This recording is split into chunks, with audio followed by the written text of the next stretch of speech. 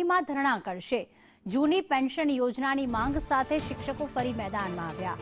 24મી નવેમ્બરે દિલ્હીના જંતર મંતર પર આ શિક્ષકો ધરણા કરશે। 1500 જેટલા શિક્ષકો દિલ્હીમાં ધરણા કરશે। ગુજરાત રાજ્ય પ્રાથમિક શિક્ષક સંઘના પ્રમુખ દિગ્વિજયસિંહ જાડેજાએ આ જાહેરાત કરી। તો જૂની પેન્શન યોજનાની માંગ સાથે ફરી એક વખત આ ગુજરાતના શિક્ષકો દ્વારા ધરણાનું આયોજન। દિલ્હીમાં જંતર મંતર ખાતે આગામી 24 નવેમ્બરના રોજ તેઓ ધરણા કરવાના છે। તેમનું કહેવું છે કે જૂની પેન્શન યોજના જે છે ફરી લાગુ કરવામાં આવે। ગુજરાત રાજ્ય પ્રાથમિક શિક્ષક સંઘના પ્રમુખ દિગ્વિજયસિંહે આ જંતર મંતર પર ધરણા કરવાની જાહેરાત કરી છે। 1500 જેટલા શિક્ષકો ધરણા કરશે। શિક્ષક પાત્રતા કસોટી અને જૂની પેન્શન યોજના 2005 પછીના શિક્ષકોને આપવાની માંગ સાથે આ ધરણા કરવામાં આવશે। તો પ્રાથમિક શિક્ષક સંઘના પ્રમુખ છે દિગ્વિજયસિંહ જાડેજા। તેમણે કહ્યું છે કે જૂની પેન્શન યોજના લાગુ કરવામાં આવે। ગુજરાતના શિક્ષકોને અન્યાય થઈ રહ્યો છે। વર્ષ 2005 પછી જે પણ ભરતી થઈ છે તેમાં જૂની પેન્શન યોજનાને રદ કરવામાં આવી, તે ફરી લાગુ કરવામાં આવે તેવી માંગ કરવામાં આવી રહી છે।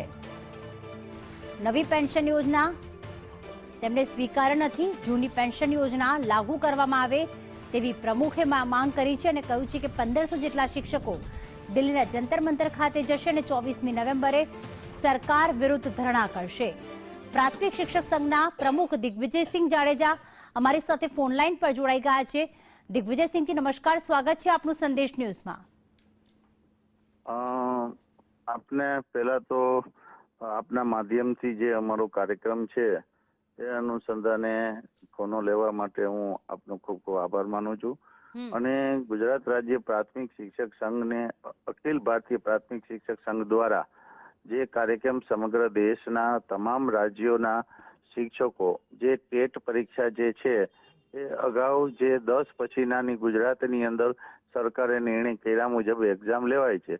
સુપ્રીમ કોર્ટના જજમેન્ટના કારણે તમામને લેવા માટેની જે વાત છે એ હાલ સરકારે કોઈ આદેશ નથી, પણ સુપ્રીમના જજમેન્ટ સામે અમે અખિલ ભારતીય પ્રાથમિક શિક્ષક સંઘ દ્વારા અપીલ કરવામાં આવેલી છે અને સમગ્ર દેશના તમામ રાજ્યો એ ટેટ પરીક્ષામાંથી મુક્તિ માટે એ જે જોબ કરે છે એના ઉચ્ચતર માટે, પેન્શન માટે આ શબ્દો જે વાપરા છે એના માટે એની સામે ધરણાનો કાર્યક્રમ છે અને 2005 પછીના જે શિક્ષકો છે એને જૂની પેન્શન મળે એના માટે સમગ્ર દેશમાંથી જ્યારે આદેશ હોય અખિલ ભારતીય પ્રાથમિક શિક્ષક સંઘનો, ત્યારે અખિલ ભારતીય પ્રાથમિક શિક્ષક સંઘના કાર્યકારી પ્રમુખ તરીકે મારી જવાબદારી છે અને અખિલ ભારતીય પ્રાથમિક શિક્ષક સંઘના ઉપપ્રમુખ અમારા સતીશભાઈ પટેલ બંને પ્રતિનિધિ હોય ત્યારે ગુજરાતમાંથી 2000 શિક્ષકો દરેક જિલ્લામાંથી અલગ અલગ સંખ્યા પ્રમાણે એ પ્રતિનિધિ અમે 2000 શિક્ષકો એક દિવસના ધરણા ઉપર બેસવાના છે।